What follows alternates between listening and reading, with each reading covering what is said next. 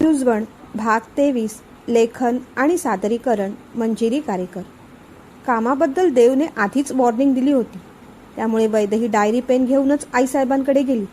पूजेची list बनवली, जरूर ते सामान मागवलं।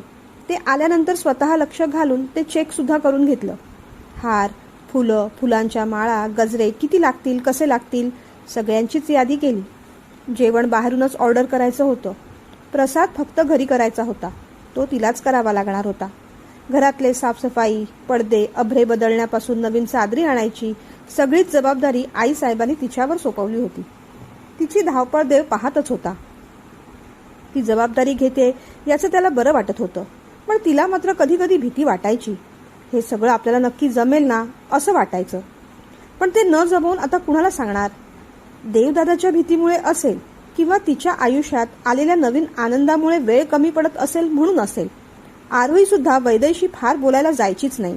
ती स्वतःच्याच आनंदात होती। विशांतला फोन कर, त्याच्याशी गप्पा मार, खरेदी, पार्लर यातच ती गुंतली होती। अर्थात सोबत प्रांजल पण असायची। आईसाहेबांनी सांगितलेली सगळी तयारी वैदेहीने हळूहळू करून ठेवली। प्रांजलचा गृहप्रवेश अगदी थाटामाटात झाला। वैदेही कामाला जुंपली होती। गृहप्रवेशाच्या दिवशी तर फार कोणी पाहुणे आले नाहीत, सगळे घरचेच होते। प्रांजल घरी आली त्यामुळे सगळ्यांनाच आनंद झाला। खूप गप्पा झाल्या। देव वैदेही सुद्धा सगळ्यांबरोबरच बसले। देवदादा, हा दिवस फक्त तुझ्यामुळे आम्ही पाहू शकलो, प्रांजल म्हणाली। हो रे दादा, तू अख्ख्या घराची सपोर्ट सिस्टम आहेस, आदिराज म्हणाला। असं काही नाही रे, तुमचं प्रेम होतं, मी फक्त त्याला सपोर्ट केला, देव म्हणाला। तसं लगेचच आरोही सुद्धा म्हणाली, मग आमच्याही प्रेमाला सपोर्ट कर ना रे दादा। मी कुठे विरोध करतोय? मुळात माझ्या असण्या नसण्याने, सपोर्ट न करण्याने कुणाच्याच आयुष्यात तसा काही फरक पडणार नाहीये। प्रत्येकाला व्यक्ती स्वातंत्र्य आहे, अडवणारा मी कोण? देव म्हणाला। अरे देव, मनातून हे असे विचार काढून टाक रे। तू असा दुःखी राहिलास तर आम्हालाही बरं वाटत नाही। आबासाहेबांनंतर आदी आणि आरोहीची तू काळजी घेतलीस, आरोहीला तर किती जपलंस। आता मी मावशीकडे गेलो होतो ना, तेव्हा आरोहीच्या लग्नाचा विषय झाला। सहज म्हणून मावशीने विचारलं, आरोहीचं लग्न ठरलं तर पुण्यवचन, पाणीग्रहण तिचे काका करणार का? आम्ही ठामपणे सांगितलं, इतर कुणी ते का करावं? ज्या भावाने तिची काळजी घेतली, मायेने तिला वाढवलं, तोच करेल। खरं तर आपल्या नात्यात गुंतागुंत झालेली आहे। आरोही वैदेहीची नणंद आणि वैदेही आरोहीची नणंद, दोघीही एकाच वयाच्या। तसं असलं तरीही, आणि विशांत वैदेहीचा मोठा भाऊ असला तरीही आरोहीकडून तू आणि वैदेही तिचे मोठे भाऊ आणि वहिनी आहात, तेव्हा पुण्यवचन तुम्ही दोघांनीच करा। लग्नाच्या सगळ्या विधींचा तो मान तुमचाच आहे, आईसाहेब म्हणाल्या। अगदी बरोबर, आमचं तर कोर्ट मॅरेज झालं। या सगळ्या विधी आमच्या बाबतीत घडल्या नाहीत, पण आरोहीचं सगळं व्यवस्थित होऊ दे। दादा आणि वैदेहीचाच मान आहे तो, आदिराज म्हणाला। देवादेव अगदी शांत झाला। आईसाहेब, या कोणत्याही विधीचा मान आम्हाला नको, आम्ही आरोहीचं पुण्यवचन करणार नाही। ते ऐकून वैदेही त्याच्याकडे पाहतच राहिली। वैदेहीच का, सगळेजण पाहत राहिले। देव, आता अति करतोयस तू, तू मोठा भाऊ आहेस हे विसरू नकोस, हे सगळं तुलाच केलं पाहिजे, आईसाहेब रागावून म्हणाल्या। नाही आईसाहेब, आम्ही ते कधीच विसरलेलो नाही, विसरणारही नाही। आमच्या वाट्याची सगळी जबाबदारी, कर्तव्य आम्ही पूर्ण करणारच, पण मानाचा तो थाट आम्हाला नको। मोठा भाऊ तर आधी सुद्धा आहे। पुण्यवचन, पाणीग्रहण, कन्यादान जे काही विधी असतील ते आदिराज आणि प्रांजल करतील, आम्ही नाही, आणि आमचा निर्णय फायनल आहे। ते ऐकून आरोहीला वाईट वाटलं। आईसाहेबांना धक्का बसला। आदिराज, प्रांजल सुद्धा आश्चर्याने देवदादाकडे पाहत राहिले। घरी जी काही मदत लागेल, आर्थिक, भौतिक, शारीरिक, मानसिक जी काही कामं पडतील ती आम्ही करणारच। त्यासाठी कोणत्याही मानाचा मोबदला नकोय आम्हाला। असो, सध्या उद्याच्या पूजेचं काय करायचंय ते पाहू।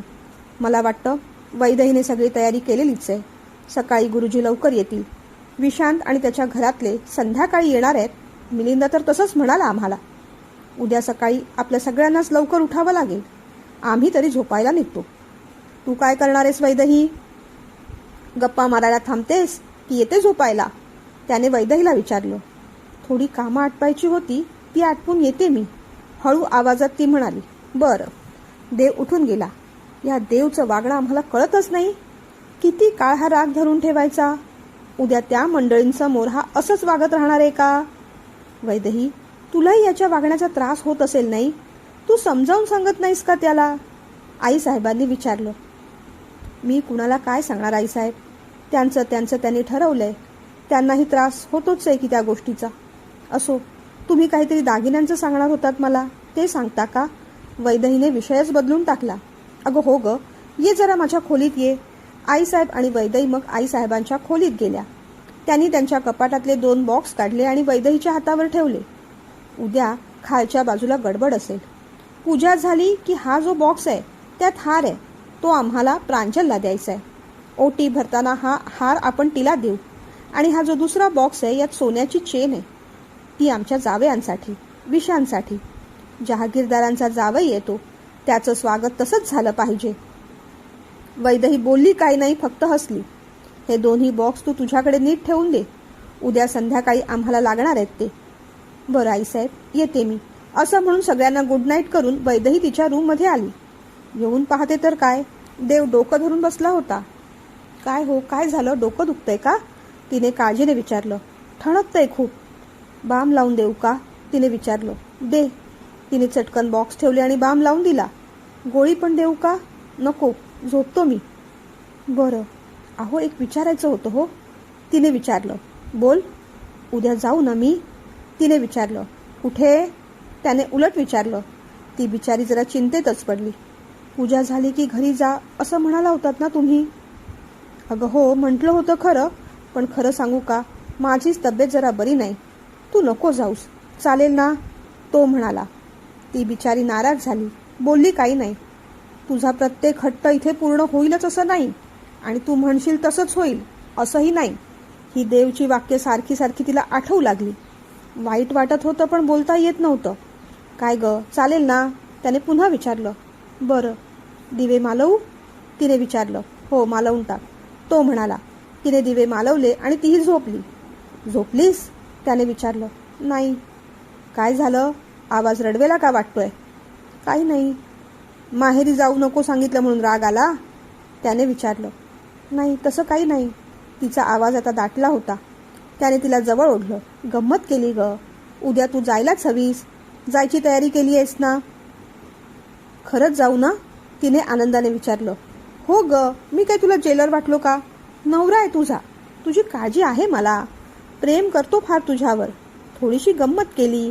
अगदी निर्धास्त होऊन जा. 4 दिवसांनी न्यायला येईन मी. बरं. त्याने तिच्या डोक्यावरून हात फिरवला. खूप दमली असशील ना? पाहतोय मी. खूप काम पडतंय तुझ्यावर. आरोही तर तिच्याच कामात बिझी आहे. घरी गेल्यावर 4 दिवस जरा आराम कर, मजा कर. काय हवं ते कर. ठीक आहे ना? तो म्हणाला. पण ते सगळं ऐकायला ती जागी कुठे होती? ती बिचारी दमली होती, झोपेच्या अगदी अधीन गेली होती. तो हसला, तिचं पांघरून नीट केलं आणि मग झोपून गेला. कामाच्या काळजीने वैदेहीला पहाटे जाग आली. 4:30 वाजले होते. आता पुन्हा झोपायला नको. उगीच पुन्हा झोप लागायची, मग उठायला उशीर व्हायचा, असा विचार करत ती आंघोळीला गेली. खरं तर साडी वगैरे नेसून काम करायला त्रास होणार, पण आता त्याला पर्याय नव्हता. तयारी करून ती खाली उतरली. देवादेव अजूनही झोपला होता. पूजेला लागणार ते सगळं सामान तिने परातीत नेऊन ठेवलं. तुळशी वृंदावनाला जाऊन पाणी घालून आली. देवसाठी पूजेची तयारी करून ठेवली. तुळशीची पानं वेगळी केली, फुलं वेगळी केली, बेलपत्र वेगळं केलं. मग आठवलं, प्रसादाचे द्रोण कशात आहे हे आपण पाहिलेलंच नाही. होत्या त्या समोर पिशव्या धुंडाळल्या, ते द्रोण बाजूला काढून ठेवले. तीर्थाची तयारी करून ठेवली. पूजेसाठी लागणारी चांदीची, तांब्याची भांडी काढून ठेवली. समयांसाठी वाती करून ठेवल्या. जे जे सगळं लिहिलं होतं ते सगळं तपासून पाहिलं. सगळं काम पूर्ण करून ठेवलं. अंघोळ वगैरे उरकून पूजा करण्यासाठी देव खाली आलाच. लवकर उठलीस आज? त्याने विचारलं. तयारी बाकी होती थोडी. ती म्हणाली. झालं का सगळं काम? मी काही मदत करू का? त्याने विचारलं. नाही, झालंय सगळं. तुम्हाला चहा हवा का? तिने विचारलं. महादेवाची पूजा झाल्याशिवाय कुठे? घेईन नंतर, म्हणत तो देवघरात गेला. तिने घड्याळात पाहिलं. 6:45 वाजत आले होते. आता खरं तर प्रांजल उठायला हवी होती. गुरुजी येतीलच इतक्यात. काय करावं? तिला फोन करावा की दरवाजा नॉक करावा? तिने फोन करून पाहिला, पण प्रांजलने फोन उचलला नाही. मग शेवटी तिने त्यांचा दरवाजा नॉक केला. आदिराज तयारी करत होता. प्रांजलची पण तयारी चालली होती. काही हवं होतं वैदेही? प्रांजलने विचारलं. नाही नाही, गुरुजी येतील ना तेवढी आठवण करून द्यायला आले होते मी. वैदेही म्हणाली. हो ग, जरा मदत कर ना. थोडे गजरे वगैरे माळायचे आहेत मला. छानपैकी सागर वेणी घालून दे माझी आणि गजरे लावून दे. प्रांजल म्हणाली तशी मग वैदेहीने तिला तयारी करण्यासाठी मदत केली आणि मग ती खाली आली. आईसाहेब पण आल्या होत्या. गुरुजी आले. प्रांजल आणि अधिराज पूजेला बसले. प्रसादाची तयारी करा असं गुरुजींनी सांगितल्यावर मग वैदेहीने प्रसाद करायला घेतला. मध्ये मध्ये सगळ्यांना चहा पाणी दे, गुरुजी काय सांगतील ते आणून दे, हे चाललंच होतं. आरोही खाली आली. वैदेही, सगळ्यांचा चहा ओततेस तर माझाही ओत, ती म्हणाली. हं, देते. आरोहीला तिने चहा उपमा दिला. उपमा नको, बिस्किट आण माझ्यासाठी. आरोहीने बाहेरूनच ऑर्डर सोडली. बरं अरू, थोड्या वेळाने नाक्यावरून गजरे आणून देशील का? मी आणले होते, पण प्रांजलला हवे होते म्हणून मग सगळे तिलाच दिले. आता संध्याकाळी पाहुणे येतील, आई काकू येतील, त्यांना पण लागेल ना, म्हणून म्हणत होते. वैदेहीने तिला विचारलं. नाही ग, मला पार्लरला जायचंय. मी उलट नाक्यावर कुठे जाऊ? कुणाला तरी सांग, आणून देईल कुणीतरी. अगं, घरातली सगळीच मदतनीस मंडळी बाहेरच काम करतायत. बाहेरचा आपला लॉन सजवायचा आहे ना, तिथे जेवणाची तयारी आहे. रामू काकांपासून सगळे तिथेच आहेत, म्हणून तुला म्हटलं. वैदेही म्हणाली. मग तूच जा की, तुला हवे तसे घेऊन ये. आरोहीने उलट सुचवलं. बाहेर येणाऱ्या देवने ते सगळं ऐकलं. किती गजरे हवे आहेत? कोणते हवे मला सांग, मी आणून देतो. देवने म्हटलं. तुम्हाला कळतील, नाहीतर असू दे, पूजेचा प्रसाद झाल्यावर मीच जाऊन येईन, ती म्हणाली. पूजा पार पडली. सगळ्यांना चहा पाणी देता देता आपण काहीच खाल्लेलं नाही हे वैदेहीला थोडी चक्कर आल्यानंतरच लक्षात आलं. तिने चटकन शेजारची 2 बिस्किटं घेतली आणि तोंडात टाकली. तेच देवादेवने पाहिलं. आता पुन्हा जंक फूडवरून काहीतरी लेक्चर ऐकायला नको म्हणून ती पटकन म्हणाली. अहो, नाश्ता करायला विसरले मगाशी, म्हणून खाल्ली. देवादेव तेव्हा काही बोलला नाही.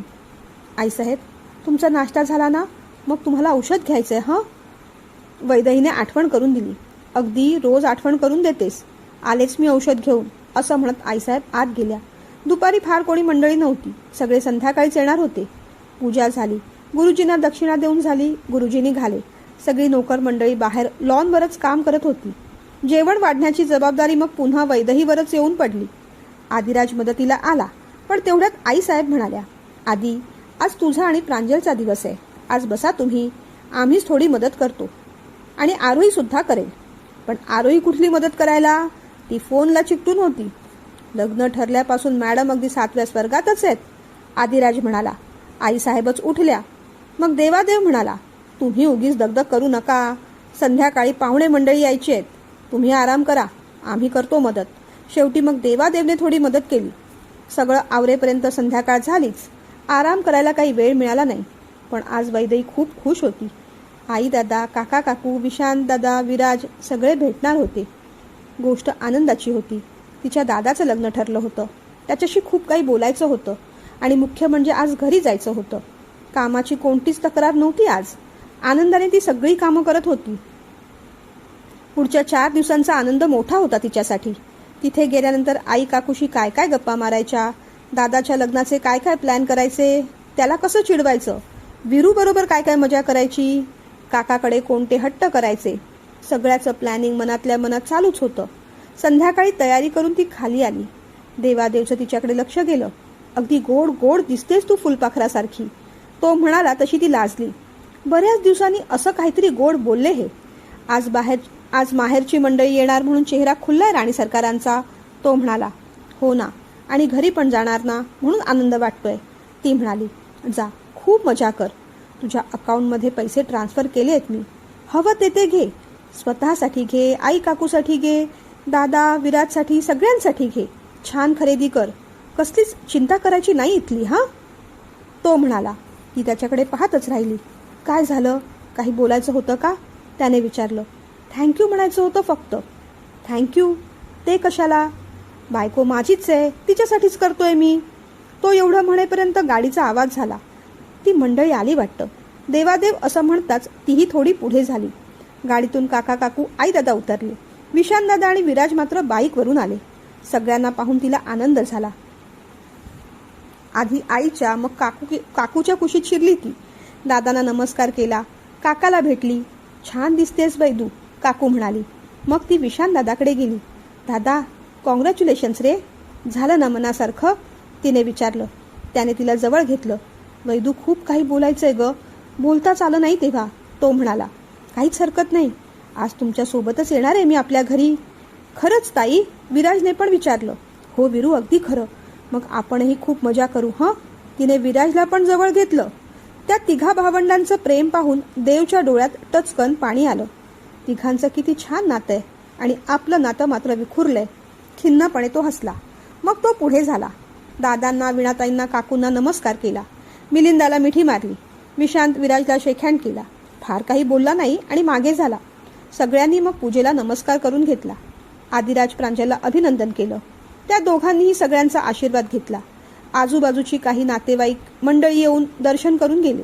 मग मात्र घरच्या मंडळींचा गप्पांचा ओघ सुरू झाला. अर्थातच विषय होता विशांत आणि आरोहीच्या लग्नाचा.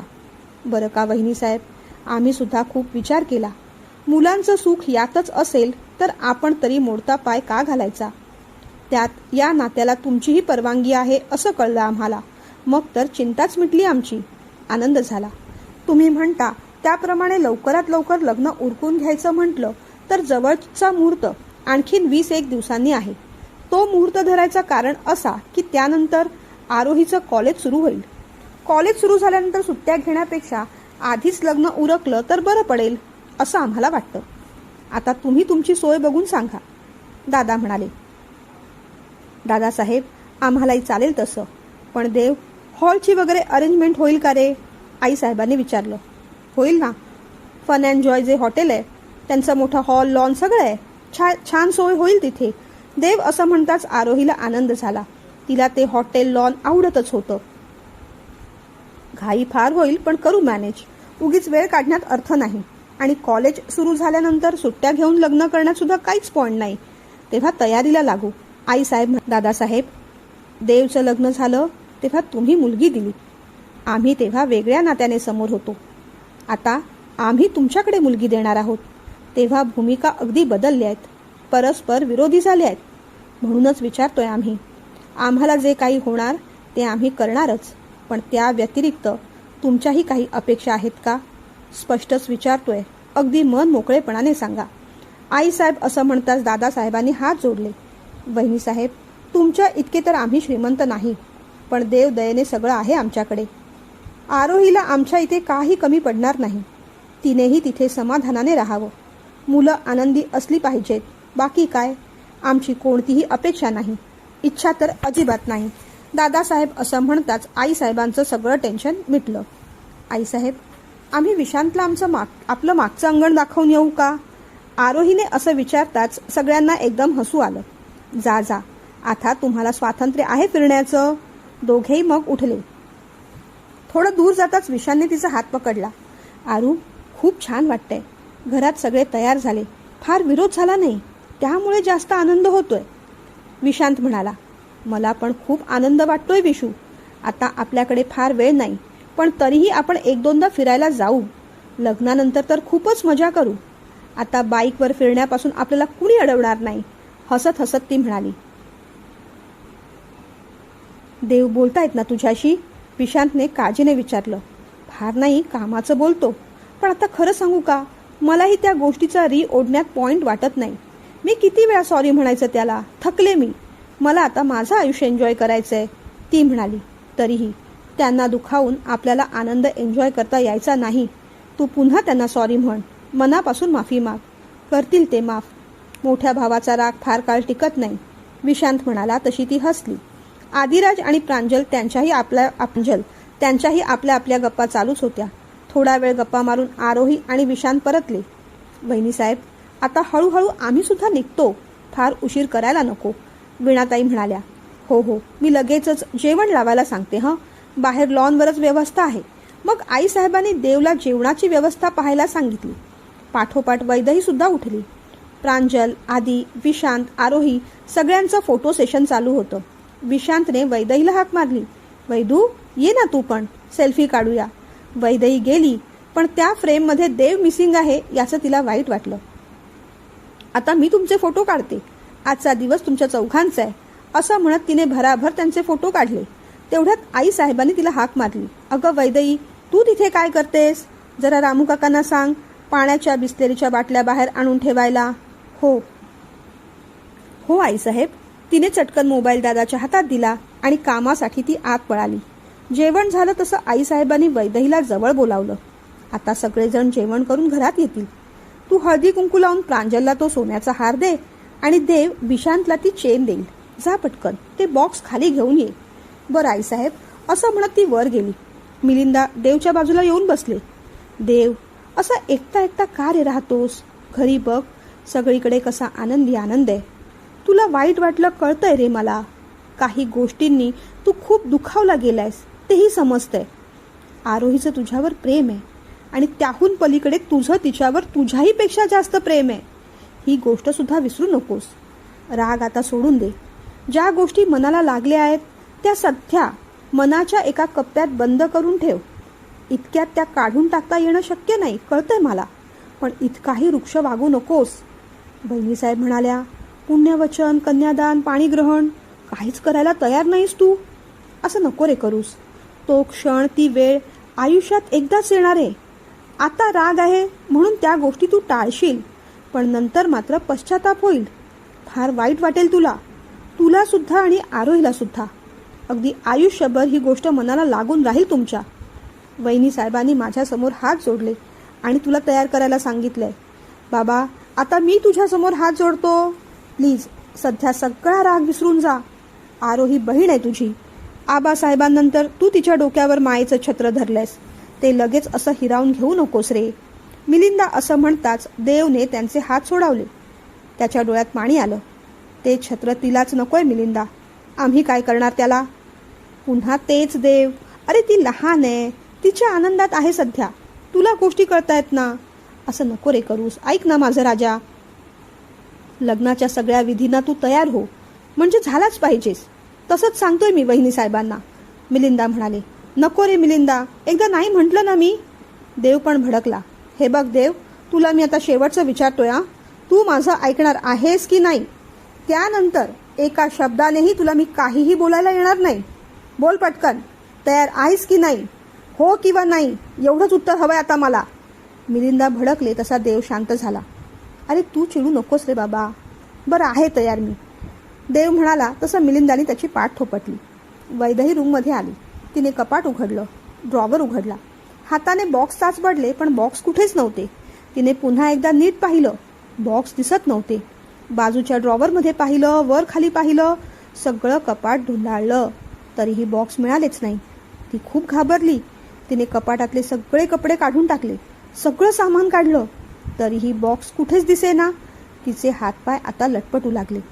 इथेच तर ठेवले होते मी, कुठे गेले बॉक्स? खरंच नशीबवान आहोत आम्ही. सुना आणि जावई उत्तम मिळाले आम्हाला. आमची नवीन सून आणि जावई सुद्धा अगदी सोन्यासारखे आहेत. बरं, तुम्ही तोपर्यंत इथे गप्पा मारत राहा. आम्ही जरा आमच्या नवीन सुनेची आणि होणाऱ्या जावयाच्या औक्षणाची तयारी करून आलोच आम्ही. तयारी झाली की लगेच बोलावतो. आईसाहेब असं म्हणत त्यांच्या खोलीत आल्या, पण वैदही अजून खालीच आली नव्हती. ते पाहून त्यांनी तिला मोबाईलवर फोन केला. आईसाहेबांचा फोन आहे पाहून तिला आणखीनच टेन्शन आलं. पण बॉक्स तर कुठेच मिळत नव्हते. पण आता हे लवकरात लवकर जाऊन त्यांना सांगायलाच हवं. निदान दुसरी काहीतरी अरेंजमेंट करता येईल. बाकी सगळे लोक बाहेर आहेत, तोपर्यंतच खाली जाऊया. सगळ्यांसमोर आईसाहेब आणखीनच भडकतील. तिने पटकन डोळे पुसले आणि धावत पळतच ती खाली आईसाहेबांच्या रूममध्ये आली. वैदही, किती वेळ ग? चांदीच्या या थाळीत ते 2 बॉक्स ठेवून दे. ते ऐकून वैदहीला एकदम रडूच आलं. अगं काय झालं? आईसाहेबांनी काळजीने विचारलं. आईसाहेब, ते दोन्ही बॉक्स मिळत नाहीयेत मला. काय? तुझ्याकडेच दिले होते आम्ही. कुठे ठेवलेस तू? त्यांनी विचारलं. ठेवले तर कपाटातच होते, पण आता तिथे नाही आहेत ते. काय वेड्यासारखं बोलतेस वैदही? अगं सोन्याची वस्तू ती, नीट ठेवायला नको होतीस का तू? आता आम्ही काय करणार? बाहेर ती मंडळी बसली आहेत. प्रांजलची ओटी भरायची आहे, विशांतला शगुन म्हणून चेन द्यायची आहे. सगळं कुठून आणणार आम्ही आता? तू नीट पाहिलंस ना? आईसाहेबांचा आवाज जरा चढला. ती आणखीन घाबरली. हो पाहिलंय, पण मिळतच नाही हो. काय बोलू तुला आता? आईसाहेबांनी मग आरोहीला हाक मारली. आरू चटकन आत आली. अगं आरू, एक गडबड झाली आहे. दागिन्यांचे बॉक्स वैदेहीला ठेवायला दिले होते ते आता तिला मिळत नाहीयेत. बाहेर प्रांजलची ओटी भरायची आहे, विशांतला शगून द्यायचा आहे. तू एक काम कर, पटकन देवदादाला बोलावून आण. काही करता येते का ते पाहूया. आरोहीने जरा रागानेच वैदेहीकडे पाहिलं. ती बिचारी आणखीनच घाबरली. आईसाहेब, यांना नका न सांगू, मी पुन्हा एकदा चेक करून येते पाहिजे तर, ती भीत म्हणाली. काय मूर्खासारखं बोलतेस तू, आत्ताच तर चेक करून आलीस ना, मिळालं का तुला? पुन्हा शोधण्यात आता आणखीन अर्धा तास घालवणार तू, मग त्यानंतर सांगू का? आरोही, जा पटकन दादाला बोलावून घेऊन ये. देवादेवचं नाव ऐकून वैदेहीचे हातपाय जास्तच कापू लागले. त्याचे शब्द सारखे सारखे आठवू लागले. पूजेच्या दिवशी कोणतीही गडबड होता कामा नये. सगळी तयारी आधीच करून ठेव. आम्हाला बोलायला लागेल असं काहीही करू नकोस. हृदय धडधडू लागलं. हे आल्यानंतर आता काय बोलतील, काय करतील, त्याचंच टेन्शन येऊ लागलं. आदिराज, प्रांजल आणि देवादेव विशांशी काहीतरी बोलत होते. आरोहीने हाक मारली. देवदादा, जरा इथे ये, एक काम होतं. देवादेवने तिच्याकडे फार लक्ष दिलं नाही. आदिराजला सांगितलं, जा रे, बघ काय काम आहे ते. आदिराज पुढे झाला. काय झालं आरोही, त्याने विचारलं.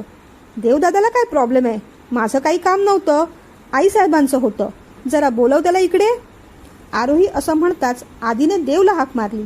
त्यांचं काहीतरी महत्त्वाचं बोलणं चाललंय पाहून मग विशांत म्हणाला, तुमचं काहीतरी काम असेल तर तुम्ही बोलून घ्या, मी बसलोय मागे. मग देव, प्रांजल, आदिराज सगळेच पुढे झाले. काय झालं? देवने विचारलं. आपल्या लाडक्या बायकोने काहीतरी गोंधळ घालून ठेवलाय. त्याच संदर्भात आईसाहेब आपल्याला आत बोलावतायत. तिचं ते असं कुचकट बोलणं देवला अजिबात आवडलं नाही. तिथे तर तो काही बोलला नाही. आदिराजने मात्र विचारलं, काय गोंधळ झालाय? अरे, कसले तरी दागिन्यांचे बॉक्स हरवले तिने. ते ऐकताच देव चटकन आईसाहेबांच्या इथे जायला निघाला. पण तेवढ्यात आरोहीने प्रांजलकडे बोललेले शब्द त्याच्या कानावर पडले. ही वैदेही पण ना अगदी हळूहळू कासव आहे, अगदी केअरलेस आहे. अगं, गडबडीत झालं असेल काहीतरी. बिचारी छोट्या छोट्या गोष्टीला पण वावरून जाते, भित्र्या सशासारखी. प्रांजल सुद्धा अगदी सहजपणे म्हणाली. ऐकून देवादेवचा राग अनावर झाला. तो पुढे झाला तसा आधी त्या दोघींना म्हणाला, हे इथे असं कुचकट बोलण्यापेक्षा आपण आज जाऊया, पाहूया काय प्रॉब्लेम झालाय तो. आपण एक कुटुंब आहोत. काही प्रॉब्लेम असला तर तो फॅमिली लेवलवर सोडवला पाहिजे. चला आत. ते तिघेही मग मागोमाग आत आले. देव रागातच आत आला. आईसाहेब वैदेहीवर अजून ओरडतच होत्या. अगं, एवढी साधी गोष्ट कळत नाही का वैदेही तुला? एवढी मौल्यवान गोष्ट असं कुणी इथे तिथे ठेवतं का? तेही सोड, पण आता आम्ही त्या लोकांसमोर काय करणार? देव आला तशा त्या थांबल्या. काय झालं? देवचा आवाज ऐकून वैदेही घाबरली.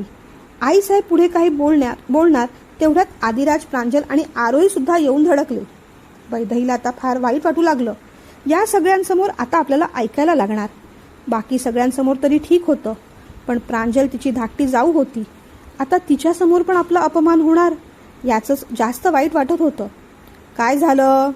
देवने पुन्हा विचारलं तसं आईसाहेबांनी बोलायला सुरुवात केली. काल आम्ही वैदेहीकडे 2 बॉक्स ठेवायला दिले होते. एकात प्रांजलसाठी हार होता, दुसऱ्यात विशांसाठी चेन होती. आता दोन्ही गोष्टी आम्हाला लागणार आहेत आणि वैदेही म्हणते तिला ते बॉक्स मिळतच नाहीत. आता या बेजबाबदारपणाला काय बोलावं? असं वागतं का कुणी? एरवी आम्ही कधी काही बोलत नाही, पण आता एवढी महत्त्वाची गोष्ट घडली आहे. काय करायचं आम्ही? प्रांजलचं एक ठीक आहे, ती आपल्या घरातलीच आहे, पण विशांतला काही द्यायला नको का? आयत्या वेळेस आम्ही काय अरेंज करणार? एवढं सुद्धा या मुलीला कळू नये का? किती हा निष्काळजीपणा. आईसाहेब एवढ्या भडकल्या पाहून कुणीच काही बोललं नाही. वैदेही रडत होती. देव पुढे झाला तसे भीतीने तिचे डोळेच मिटले. कुठे ठेवले होतेस तू बॉक्स? त्याने विचारलं. त्याच्यासमोर बोलायची हिंमत कुठली तिला? काय ग, काय विचारतोय मी? कुठे ठेवले होतेस ते बॉक्स? त्याने पुन्हा विचारलं. कसे बसे डोळे पुसत ती म्हणाली, आपल्या रूममध्ये कपाटातच ठेवले होते, पण आता पाहते तर नाही आहेत तिथे. सगळं कपाट शोधलं, मिळत नाही आहेत. ती म्हणाली. आता पुढे काय ऐकायला लागणार याची तिला कल्पनाच करवत नव्हती. बरं, नीट शोधून पाहिलेस तू? नक्की नाही आहे तिथे? त्याने जरा प्रेमानेच विचारलं पाहून तिची थोडीशी भीती कमी झाली. नाही आहे तिथे. तिची भीती कमी झाली. नाही आहेत. यावेळेस नजर वर करत ती म्हणाली, ठीक आहे मग, काही हरकत नाही. रडण्यासारखं एवढं काहीही झालेलं नाही त्यात. त्याने तिचे डोळे पुसले. ते पाहून सगळेजण अवाक झाले. रडू नकोस, शांत हो. चिडलेलो नाही मी, अगदी शांत आहे मी, आणि तूही अगदी शांत हो. मग तो मागे वळला. आईसाहेबांना म्हणाला, आईसाहेब, वैदेहीकडून ते बॉक्स नीट ठेवले गेले नाहीत किंवा हरवले असतील. झाली चूक, पण म्हणून या एका घटनेवरून ती लगेचच बेजबाबदार झाली का? मुळीच बेजबाबदार नाही ती. कुणीही तिला असं कोणतंही लेबल लावायचं नाही. आम्हाला आवडणार नाही ते. गेले कित्येक दिवस तिच्या इतकं जबाबदारीने घरात कुणी वागलेलंही नाही. तेव्हा तिचा असा अपमान आम्ही अजिबात सहन करून घेणार नाही, आणि कुणीही तो करायचा प्रयत्न देखील करू नये. माणूस म्हटलं की चुका होणार. तिने मुद्दामून ती चूक केलेली नाही, तिच्याकडून ती घडलेली आहे. आणि चुकासुद्धा जबाबदारी घेणाऱ्या माणसांकडूनच होत असतात, जबाबदारी ढकलणाऱ्यांकडून नाही. आरोहीकडे पाहत तो म्हणाला, आज एक माहीत असलेलीच गोष्ट सांगतोय सगळ्यांना. कासव आणि सशाचीच आहे. कासव हळूहळू जरी असलं तरी ते प्रयत्न करत असतं. आपल्या जबाबदाऱ्या टाळून सशासारखं झोपून जात नाही ते. आरोही, हे लक्षात ठेवायचं, अगदी कायमचंच. आणि प्रांजल, तूही. मुळात परिणामांची भीती कृती करणाऱ्याला असते. तेव्हा आपण स्पर्धेत उतरायच्या आधीच कोण ससा आणि कोण कासव हे ठरवायची घाई करायची नसते. बाकी या गोष्टीचा मतितार्थ काय तो तुम्हा सगळ्यांना कळलाच असेल. आपापसात एकमेकांना सांगत बसा तो आता. तुर्तास राहता राहिला प्रश्न प्रांजलला हार देण्याचा आणि विशांतला चेन देण्याचा. त्या दोन्ही गोष्टी सध्या नाहीत. त्या वस्तू वैदेहीकडून हरवल्या आहेत. त्याची आर्थिक भरपाई आम्ही करूच, पण सध्या जी काही कॅश आमच्याकडे आहे ती पाकिटात भरून शगुन म्हणून देऊन टाका. सगळी मंडळी आपलीच आहेत. कुणी काही बोलणार नाही, कुणाला काही वाटणार नाही. तुमचा सोन्यासारखा जावई आणि सोन्यासारखी सून गोष्टी घेतील समजून. तो कडाकडा बोलत राहिला. मग तो वैदेहीकडे आला. ती अजूनही घाबरलीच होती. घाबरायचं काय त्यात? चल चल वैदेही, चल म्हटलं ना. अजिबात थांबायचं नाहीये इथे. त्याने वैदेहीचा हात पकडला, जवळजवळ तिला ओढलंच. आईसाहेबांना खरं तर राग आला होता, पण आपली चूक सुद्धा समजली होती. खरंच काही दिवसांपासून वैदेही खूपच जबाबदारपणे वागत होती. आज तिच्याकडून चूक झाली खरी, पण आपणही एवढं बोलायला नको होतं. इथे तिथे कुठेतरी ठेवले गेले असतील तिच्याकडून ते दागिने. ते मिळतील, आणि नाही जरी मिळाले तरी आपल्यासाठी ते जड नाहीतच. पण तिचं मन मात्र आपण कायमचं दुखवलं. गेले काही दिवस ती बदलली आहे, जबाबदार झाली आहे. सगळ्यांची किती काळजी घेते, घर सांभाळते. आपण मात्र तिच्याशी फारच वाईट वागलो. अपमान होईल असं बोललो तिला. त्यांना जरा वाईट वाटू लागलं. मुख्य म्हणजे देवची भीती वाटू लागली. ज्या पद्धतीने त्याने आईसाहेबांच्या विरुद्ध वैदेहीसाठी स्टँड घेतला होता, त्यांनी आता सगळ्यांचीच काळजी वाढली होती. आधी आता काय करायचं? आता हे दोघं खाली येतील असं वाटत नाही. सून म्हणून वैदेहीने प्रांजलची ओटी भरायला हवी. शिवाय घरची मोठी सून म्हणून तिनेच त्या मंडळींना भेटवस्तू द्यायला हव्यात. चेन आम्ही देवला द्यायला सांगणार होतो. आता हे दोघे जर खाली आले नाहीत तर त्या मंडळींना काय सांगणार आपण? आईसाहेब काळजीने म्हणाल्या. याचा विचार ना वैदेहीला इतकं बोलण्याआधी केला पाहिजे होतात आपण, आईसाहेब. आपण सुद्धा आणि या दोघींनी सुद्धा. दुसऱ्याला जज करणं फार सोपं असतं, कठीण असतं ते आत्मपरीक्षण करणं. आज वैदेहीची वेळ होती. देव न करो कधी काळी अशा कठीण प्रसंगात तुम्ही दोघी कधी अडकलात तर काय कराल? मी तरी आता दादाला समजवायला जाणार नाही. जे काय आहे ते तुम्ही तुमचं पाहून घ्या. आदिराज असं म्हणताच आईसाहेबांना एकदम टेन्शन आलं. देव वैदेही रूममध्ये आले. रूममध्ये बेडवर खाली कपड्यांचा पसारा होता. देवने तिच्याकडे पाहिलं. अहो, ते बॉक्स शोधण्यासाठीच कपडे काढले होते. थोड्या वेळाने ठेवते आवरून. भीत भीत ती म्हणाली. घाबरायचं काय ग त्यात? शांत बस आधी. पाणी घे तिथलं. तूही घे आणि थोडं मलाही दे, तो म्हणाला. तिने एक घोट पाणी घेतलं आणि ग्लास देवसमोर धरला. त्याने घटाघट पाणी पिऊन घेतलं आणि मग शांतपणे त्याच्या टेबलमधले 2 एन्व्हलप काढले. कपाटात होती नव्हती तेवढी सगळी कॅश बाहेर काढली. ती कॅश तो भरणार तेवढ्यात वैदेहीचं लक्ष टेबलावरच्या त्या बामच्या बाटलीकडे गेलं आणि अचानकच तिला काहीतरी आठवलं. अहो, जरा बाजू होता का? काय ग, आता मध्येच काय तुझं? त्याने विचारलं. तिने ड्रॉवर उघडला आणि तिला ते बॉक्स दिसले. अहो, हे बॉक्स मिळाले, हे बघा. तिला अगदी आनंद झाला. त्यानेही आश्चर्याने पाहिलं. काल तुमचं डोकं दुखत होतं ना, तेव्हा इथून बामची बाटली काढली आणि बॉक्स या इथल्या टेबलमध्येच ठेवून दिले. विचार केला, नंतर ठेवेन कपाटात. झोप आली होती मग झोपून गेले आणि नंतर कामाच्या गडबडीत विसरूनच गेले हो. पण आता मिळाले बॉक्स. तिला खूप आनंद झाला. ठीक आहे, छान झालं. त्याने मग कपाट बंद केलं. नेऊन देऊ खाली, तिने विचारलं. नको, तू आधी तोंड धुवून घे. रडून रडून लाल झाली आहेस. तुझ्या घरच्यांसमोर असं का जाणार आहेस? थंड पाण्याने तोंड धु, छान तयारी कर आणि मगच खाली ये. घाई काही नाही, थोडा वेळ पाहतील वाट. हे बॉक्स मी खाली घेऊन जातो. बरं, आले हा मी. तिने मग तोंड धुतलं, छानपैकी पावडर लावली, पुन्हा एकदा केस बांधले, हलकीशी लिपस्टिक लावली, साडी ठीकठाक केली. आधी असं नको ना करूस. जा ना, बोलव ना बाबा त्यांना. नंतर वाटल्यास दोघांनाही सॉरी म्हणेन मी, आईसाहेब म्हणाल्या. हो रे आधी, आमचं चुकलं. आम्ही सुद्धा वैदेही आणि दादाला सॉरी म्हणू. पण जा ना सध्या तू. प्रांजलने पण रिक्वेस्ट केली. मग आदिराज बाहेर पडणार तोच देवादेव आत आला. हे घ्या, मिळाले तुमचे बॉक्स. चुकून टेबलातल्या ड्रॉवरमध्ये ठेवले होते तिने. बॉक्स पाहून आईसाहेबांचा जीव भांड्यात पडला. देवाचीच कृपा झाली रे बाबा. तरी मी म्हणतच होते तिला, तिथे तिथे शोध म्हणून. बरं झालं मिळाले, आईसाहेब म्हणाल्या. अरे पण आमच्या सुनबाई कुठे आहेत? प्रांजलची ओटी भरायची आहे, विशांचं औक्षण करायचंय. त्यांनी विचारलं. रागावून बसली आहे ती. सगळेजण किती बोललात तिला. रडतेय बिचारी. आम्हाला सुद्धा आवडलं नाही ते. आता मी अजिबात खाली येणार नाही असं म्हणाली आम्हाला. देव जरा आणखीनच मजा घेत होता. अरे असं काय देव, समजाव ना तिला. चुकलं आमचं, पण तिच्याशिवाय सगळं कसं रे होईल? ती तर हवीच. बरं आम्ही जाऊ का वर तिला बोलवायला? आईसाहेबांनी विचारलं. तेवढ्यातच वैदेही खाली आली. तिला पाहून सगळ्यांचा जीव भांड्यात पडला. वैदू, आलीस बाई खाली. देव तर म्हणत होता तू फार रागावली आहेस, खूप रडतीयेस, खालीच येणार नाही म्हणून. पण तू मनात राग ठेवला नाहीस. शहाणी आहेस तू. सॉरी ग, चुकलं आमचं. रागावू नकोस हा, आईसाहेब म्हणाल्या. वैदेहीने मग हळूच देवादेवकडे पाहिलं. त्याने हळूच तिला डोळा मारला. नाही नाही आईसाहेब, नाही रागावले मी. चला आता आपण बाहेर जाऊया. त्या मंडळींना सुद्धा बाहेरच्या हॉलमध्ये बोलावून घे आधी, आईसाहेब म्हणाल्या.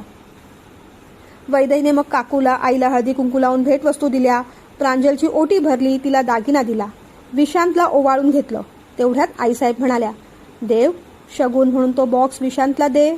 होणारे जावईत आपले. देवने बॉक्स आदिराजकडे दिला. अरे दादा तूच दे ना, हळूच आदिराज म्हणाला. चल पुढे, देव म्हणाला. आदिराजने बॉक्स विशांतच्या हातात दिला. देवादेव विशांतच्या समोर येऊन उभा राहिला. देवादेवने त्याच्यासमोर येऊन हात जोडले चक्क. विशांत, आपण आमचे जावई होणार आहात. आमच्या कुटुंबामध्ये आपलं स्वागत आहे. आमच्याकडून याआधी उणा अधिक शब्द गेला असेल तर क्षमा करा. ते ऐकून सगळेजण एकदम पाहतच राहिले. विशांत चटकन उभा राहिला. देव, हे काय? हे असं बोलून लाजवू नका हो. मुळात मला अजिबातच आहोजाहो करू नका. नाही आवडणार मला ते, तो म्हणाला. तसं कसं? जावयाचा मान आहे तो. नाही का रे मिलिंदा? देवने मिलिंदाकडे पाहून विचारलं. तसं काही नाही रे देव, तू त्याला अरे तुरेच कर. देव शांतपणे हसला आणि मागे झाला. बरं, आम्ही निघतो आता. बाकी सगळ्या गोष्टी देव आणि आदिशी बोलवून ठरवू, मिलिंदा म्हणाले. होय होय, तसंच करा मिलिंदा. वैदू, तू येतेस ना ग? मिलिंदाने विचारलं. वैदेहीने पहिल्यांदा देवादेवकडे पाहिलं, मग आईसाहेबांकडे. जाऊ ना? जा बेटा, विचारायचं काय त्यात? तिने पुन्हा एकदा देवादेवकडे पाहिलं. तू थांब इथेच, तुझी बॅग मी खाली आणतो. देवादेव तिची बॅग घेऊन आला आणि मग सगळ्यांचा निरोप घेऊन तीही काकाच्या गाडीत बसली. तिला खूप आनंद होत होता. काकू, आई खूप काही गोष्टी सांगत होत्या. कशी तयारी करूया, काय करूया, खरेदी कुठून करूया, घराचं रिनोव्हेशन करून घ्यायला हवं. खूप काही गोष्टी त्यांच्या चालल्या होत्या. वैदेहीला ऐकून मजा येत होती. घरी आली तेव्हा विशांत दादाशी पोटभर बोलून घेतलं. त्याला पोटभर चिडवून सुद्धा घेतलं. विराजशी गप्पा मारल्या आणि मग मात्र ती झोपायला तिच्या रूममध्ये गेली. खरं तर रूम तिचीच, पण आज झोप काही येईना. आज शेजारी हात टाकून झोपायला देवादेव नव्हता. डोळे बंद केले तरी सारखा सारखा त्याचाच चेहरा आठवत होता. आज सगळ्यांसमोर यांनी आपली बाजू घेतली. आपल्याला वाटलेलं सगळ्यांसमोर अपमान करतील, पण यांनी तसं काही केलं नाही. उलट आपल्यासाठी आईसाहेबांशी सुद्धा भांडले. वैदेहीचा अपमान आम्ही कुणाकडूनच सहन करून घेणार नाही असं म्हणाले. फार फार चांगले आहेत. नाही नाही, गोडच आहेत, पण आठवण येते त्यांची फार. त्याच विचारात ती झोपून गेली. खरं तर लवकर उठण्यासारखं काही नव्हतं, पण अलीकडे लवकर उठायची सवय झाली होती म्हणून जाग आली. फ्रेश वाटलं. आंघोळ वगैरे करून ती अंगणात आली. थोडा वेळ तिथे चालली. शांत शांत वाटलं. आपल्यात एवढा कॉन्फिडन्स कसा आला? हे नेहमी म्हणतात, एखादी गोष्ट नावडती असली की मग आपण त्याचा राग करू लागतो, त्याला टाळू लागतो. त्याच गोष्टीचा मनात मग बागुलबुवा निर्माण होतो, तिरस्कार निर्माण होतो आणि त्या तिरस्कारातूनच त्या गोष्टीची भीती निर्माण होते. लग्नाच्या बाबतीत, कामांच्या बाबतीत, जबाबदारीच्या बाबतीत आपलंही तसंच झालं होतं. गोष्टींचा तिरस्कार होता म्हणून भीती निर्माण झाली, पण हळूहळू जबाबदारी घेतली आणि मग तिरस्कार सुद्धा कमी झाला आणि भीती सुद्धा. इतर 4 गोष्टी करतो, तसंच घर संसार सांभाळायचं एवढं कठीण नाही ते. हे नेहमी असं म्हणतात. खूप छान बोलतात हे, पण तेवढंच कडू सुद्धा बोलतात. पण त्यांचं ते कडू बोलणं आता आवडू लागलंय आपल्याला. आपल्या भल्याचंच बोलतात. आठवणीने तिला जरा हसूच आलं. खांद्यावर कोणीतरी हात ठेवला म्हणून ती दचकली. काका, गुड मॉर्निंग. काय पिल्लू, आज सकाळी सकाळी राऊंड मारताय तुम्ही? अरे छान झोप झाली, सकाळी जाग आली म्हणून म्हटलं चालूया. मस्त. मला सांग, आज ब्रेकफास्टला काय मागवूया? सँडविच, बर्गर, अजून काहीतरी? अरे नको नको काका, जंक फूड खात नाही मी. आई किंवा काकूने काहीतरी केलं असेल नाश्त्याला, तेच खाऊया आपण. ती म्हणाली, देवने फारच शहाणं केलंय तुला. काका असं म्हणताच तिला एकदम हसू आलं. मला सांग, फार ओरडत वगैरे नाही ना तुला तो? त्रास देत नाही ना? लगेचच सांग हं. चांगला कान पिरगळतो त्याचा. ते ऐकून वैदेहीला हसू आलं. नको नको रे काका, ओरडतही नाहीत आणि त्रासही देत नाहीत. जे काय आहे ते समजावून सांगतात आणि ऐकतात पण माझं रे. त्यांचा कान अजिबात नको पिरगळूस हां. ती असं म्हणताच दोघांना हसू आलं. दिवसभर काकू आणि आई काय काय तयारी करायची, काय काय शॉपिंग करायची याच्याच गप्पा करत होत्या. विशाल दादा त्याच्या कामाला निघून गेला. विराजला सुट्टी होती म्हणून तो घरी होता, पण त्याने कसले तरी कोडिंगचे क्लासेस केले होते. खोलीत बसून तो काम करत होता. मग लॅपटॉप घेऊनच तो बाहेर आला. ताई, थोडा वेळ तुझ्या रूममध्ये बसू का गं? वैताग आलाय मला, माझं कामच पूर्ण होत नाही. बस ना. पण काय करतोयस काय तू? तिने विचारलं. अगं कोडिंगचे क्लास केले आहे, त्याचं प्रोग्रॅमिंग पूर्ण करत बसलो होतं. पण आमच्या रूममध्ये ना जरा सुद्धा शांती नाही. बाबा तरी येतील, काकू तरी येईल, मग आई काकू सगळ्यांचा गोंधळ चालू असतो. धड अभ्यासही होत नाही, धड कामही होत नाही. तो म्हणाला, अरे पण मग दादाच्या किंवा माझ्या खोलीत बसायचं ना? तिने विचारलं. कसं बसणार? तुझी खोली तर हे लोक तू आल्यावरच उघडतात. बाबांनी सांगून ठेवलंय, ताईच्या खोलीत अजिबात जायचं नाही आणि दादा त्याच्या खोलीत येऊच देत नाही. त्याच्या महत्वाच्या फाईल्स पेपर्स असतात तिथे. विराज असं म्हणाला तसं तिला वाईट वाटलं. बरं, सध्या तू माझ्या खोलीत बसून तुझं काम पूर्ण करून घे. वैदेही मग बाहेर आली. आज पहिल्यांदाच तिला आपलं घर, आपलं बेडरूम परक परक वाटू लागलं. काही कामच नाही इथे आपल्याला असं वाटू लागलं. नुसतं लोळत राहायचा पण कंटाळा येऊ लागला. सगळेच जण आपापल्या कामात बिझी आहेत. आपणच उद्योग नसल्यासारखं बसलो इथे. ती मग काकू आणि आईकडे गेली. त्यांच्या आपल्या आपल्या गप्पा चालल्या होत्या. वैदेही, तुझ्या घरी सगळे खुश आहेत ना गं? काकूने विचारलं. हो काकू, सगळे खुश आहेत. अगं आम्हाला तेच टेन्शन होतं, पण आता सगळं टेन्शन गेलं बघ. संध्याकाळी मी आणि वहिनी खरेदीला जाणार आहोत. तू येणार आमच्यासोबत? काकूने विचारलं. घरीच थांबते, तुम्हाला तुमची तुमची कामं आहेत. बरं मी काय म्हणत होते, मला ना माझ्या घरी सुद्धा बरीच कामं आहेत. आमच्या घरी सुद्धा काही खरेदी करायची आहे. प्रांजल नवीन आहे. आई साहेबांना झेपणार नाही कामं. मी उद्या माझ्या घरी गेले तर चालेल का? तसं इथेही तुम्हाला माझी काही मदत होणार नाहीच आहे, तशी गरजही नाही. उलट तुम्हाला इथे रिनोव्हेशन वगैरे करून घ्यायचं असेल तर करून घ्या. लग्नाच्या वेळेस बाकी मी नक्की येईन राहायला, तेव्हा माझी मदत होईल तुम्हाला. आता ना देवना सुद्धा काही बँकेची वगैरे कामं करायची आहेत. जाऊ का मी? तिचं बोलणं ऐकून आई आणि काकू एकदम हसल्या. सासरची नवऱ्याची ओढ लागली, चांगलीच गोष्ट आहे, पण इथे कंटाळा नाही ना आला? आईने विचारलं. त्या दोघींना आता ती काय सांगणार? नाही ग, तसं नाही, पण खरंच आता तिथे जावंसं वाटतंय. त्या सगळ्यांना मदत करावीशी वाटते. जाऊ का मी? तिने विचारलं. जा बाई जा, आम्ही कोण अडवणार? आनंदाने चालली आहेस? आनंदच आहे आम्हाला. पण कशी जाणार आहेस? उद्या संध्याकाळी विशांतला सोडायला सांगू? आईने विचारलं. नको, यांना सांगेन, हे उद्या संध्याकाळी आणायला येतील मला. मग ती आपल्या रूममध्ये आली. विराजचं काम झालं होतं. तो त्याच्या मित्रांबरोबर खेळायला निघून गेला. आपल्यालाच वाटत होतं आपल्याला सगळेजण किती मिस करतायत इथे. पण तसं नसतं खरं तर. जगात म्हणा, संसारात म्हणा, घरात म्हणा, मोकळं काही राहत नाही.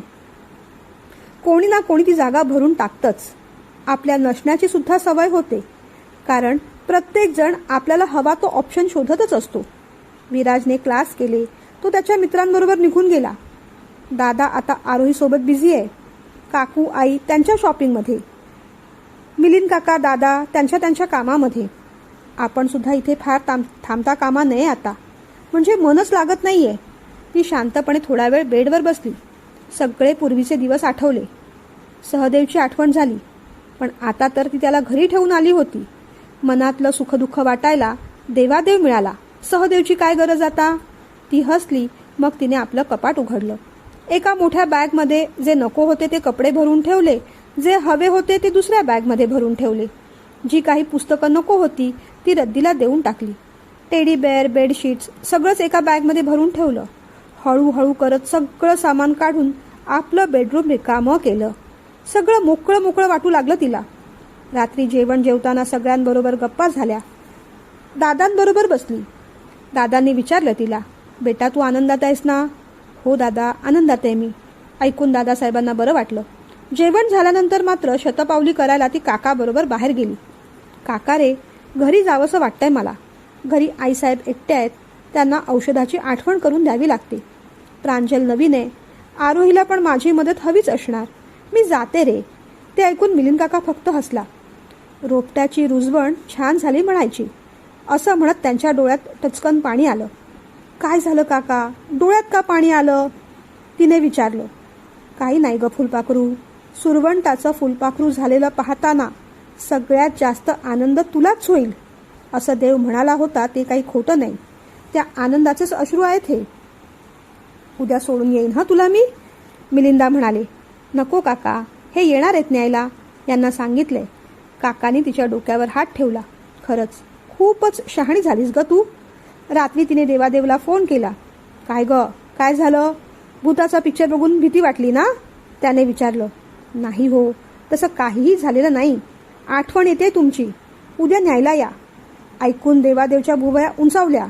माझी आठवण येते. कडू गोळ्यांची एवढी सवय झाली होय. तो असं म्हणताच तिला हसू आलं. हो, त्याच आता गोड वाटायला लागले आहेत. याल ना. काय करावं तुमचं राणी सरकार. जाण्यासाठी किती मागे लागली होतीस. आता एक दिवसही झाला नाही, तोच परत यायचं म्हणतेस. शिवशंभो, कसं होणार रे. काय यायचंय तुला परत. अहो या म्हटलं तर यायचं. किती वेळा तीच गोष्ट सांगावी लागते हो तुम्हाला. ती भडकून म्हणाली. बरं बरं येतो, नको रागवूस, उद्या येईन. दुसऱ्या दिवशी संध्याकाळी देवादेव मिलिंदांबरोबरच घरी आला. वैदही तिच्या रूममध्ये बेडवर नवीन चादर घालत होती. मी आलोच वैदूला भेटून, असं म्हणत मिलिंद काका वर आले. तिच्या खोलीत शिरताच त्यांना एकदम धक्काच बसला. अगं, हे काय वैदू, हे सगळं सामान रिकामं कोणी केलं. त्यांनी जरा रागानेच विचारलं. मीच केलं काका. हवे होते ते कपडे घेतले, नको होते ते देऊन टाकले. माझं नको असलेलं सगळं सामान काढून टाकलं. आता आजपासून ही रूम विरूची. अगे, वेड्यासारखं काय बोलतेस. त्याला कशाला हवी रूम. ही तुझी बेडरूम आहे, तुझीच राहणार ती. तू जेव्हा जेव्हा इथे येणार तेव्हा तेव्हा तुला लागणार नाही का ती. मिलिंदाने विचारलं. आता सारखं सारखं कशाला रे येणं होईल काका. दादाचंही लग्न होईल, आरोही घरात येईल. माझं येणं होणार नाही फार मग. शिवाय तिथेही बरीच कामं असतात. आता गेल्यानंतर जिम जॉईन करायचं, स्विमिंग करायचं, ड्रायव्हिंग करायचं. हे तर म्हणतायत ऑफिसला सुद्धा यायला हवं. घरी सुद्धा जबाबदारी घ्यावीच लागते रे. आता येता येणार नाही रे सारखं सारखं. आणि कालच तर तू म्हणालास रोपट्याची रुजवण झाली. रोपट्याची रुजवण दुसऱ्या मातीत झाली ना. मग पहिली माती, पहिली कुंडी रिकामी तरी कशाला ठेवायची. तिथे नवीन रोपटं लावूया. आजपासून ही रूम विराजला. तिने विराजला हाक मारली. विरू, इथे ये जरा. विराज धावत धावतच ताईच्या रूममध्ये गेला. हे बघ, बेडवर छान नवीन चादर घालून दिली आहे. आजपासून ना ही रूम तुझी. विराज आश्चर्याने पाहत राहिला. त्याने मग बाबांकडे पाहिलं. बाबा, मी काही नाही बोलू ताईला. भीत भीत तो म्हणाला. मिलिंदाला मात्र फार फार वाईट वाटलं. डोळ्यातून अश्रू आले. ती काकाच्या कुशीत शिरली. असं काय रे काका, तू तर रडतोयस आणि आता मलाही रडवशील. मला रडवू नकोस ना, नाहीतर हे ओरडतील. मी रडलेलं आवडत नाही ना यांना. मग शांत होऊन दोघेही खाली आले. देव वैदही जेवले, छान गप्पा झाल्या आणि मग ते आपल्या घरी निघून गेले. मिलिंदा मात्र पुन्हा वैदहीच्या रूममध्ये जाऊन रिकाम्या झालेल्या तिच्या बेडरूमकडे पाहतच राहिले. आज त्यांचं फुलपाखरू त्यांच्या खांद्यावरून अलगद उडून गेलं होतं. आज वैदही जाताना सगळ्या आठवणी सुद्धा बरोबर घेऊन गेली होती, कायमचीच.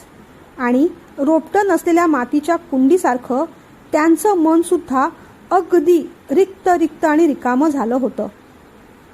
वैदही गेली तरी आता आरोही येणार आहे. पण आरोही घरातल्यांबरोबर मिसळून जाईल का, की इथे ॲडजस्ट व्हायला तिलाही प्रॉब्लेम होतील. सगळ्या गोष्टी तेवढ्या सोप्या नसणारच आहेत, पण इंटरेस्टिंग मात्र नक्कीच आहे. तेव्हा कथा ऐकत राहा, कमेंट करत राहा, लाईक शेअर हाईप आणि केलं नसेल तर सबस्क्राईबसुद्धा जरूर करा.